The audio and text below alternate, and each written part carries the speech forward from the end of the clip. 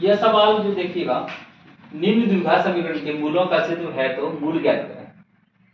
सवाल है 4x plus 4√3x plus 3 equal to 0। इसमें सबसे पहले क्या करेंगे, हम लोग मूल निकालेंगे।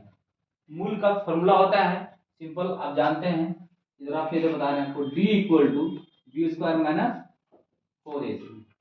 अगर d इक्वल टू 0 हो जाए, मूल बराबर हो, या d इक्वल ग्रेटर देन 0 हो जाए, तो मूलों का अस्तित्व होगा। जब मूलों का अस्तित्व होगा तो द्विघाती समीकरण से आप x का मान निकालेंगे। द्विघाती का समीकरण क्या है वो आपको बताएंगे, आपको बीच में देखिए। सबसे पहले क्या करेंगे, हम d निकालने के लिए abc निकालना पड़ेगा। यहाँ a क्या है 4, b क्या है 4√3 और c क्या है 3। ये हो गया। क्योंकि आप जानते हैं d इक्वल टू फॉर्मूला होता है बी स्क्वायर माइनस 4ac। अब बैठाइए, b का मान कितना 4√3 का होल स्क्वायर माइनस 4, a का मान कितना 4 और c का 3। अब यहां से देखिए 4√3 का स्क्वायर, 4√3 का मतलब होता है सिंपल है, 4√3 का स्क्वायर है, इसका मतलब है 4 इंटू 4 और √3 इंटू √3।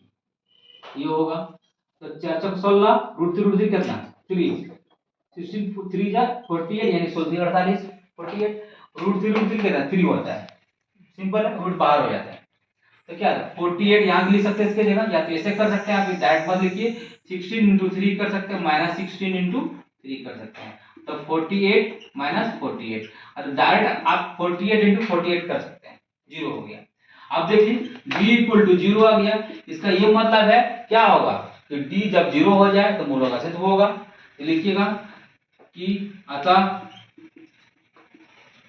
थोड़ा बड़ा बड़ा लिख देते हैं आपको कंफ्यूजन नहीं होगा, अतः मूलों का अस्तित्व होगा। मूलों का अस्तित्व होगा। जब मूल का अस्तित्व होगा तब x का मान निकालेंगे।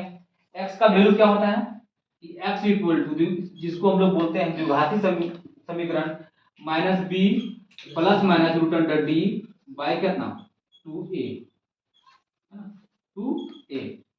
अब देखिए इसमें क्या करेंगे, x का दो वैल्यू निकलेगा, क्योंकि x 2 है, x इक्वल टू हो जाएगा एक बार minus B plus root under D by 2a, है ना। आप यहां से देखो b का वैल्यू कितना है माइनस 4√3, सिंपल है। आप देखिए यहां से माइनस 4√3 है, प्लस d का वैल्यू क्या है, d का वैल्यू है 0, d इक्वल टू 0 कर दिए, by 2 into a, 2 into a, एक जगह आप लगा सकते हैं क्या है, एक जगह 4, तो यहां देखिए माइनस 4√3, 0 को वैल्यू होता है नहीं, छोड़ दिए इसमें, √0 वैल्यू कुछ नहीं होता है, तो 4 2 8, 4 4 कटाइए 2 आ जाएगा, माइनस √3/2। ये आंसर फर्स्ट आंसर आया।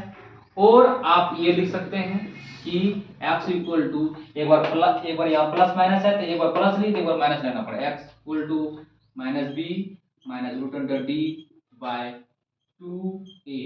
x इक्वल टू कितना होगा, b का वैल्यू आप जानते हैं माइनस 4√3, यहाँ भी देखिए b का वैल्यू माइनस 4√3 है, यहाँ माइनस माइनस 4√3 आ गया, सिंपल है।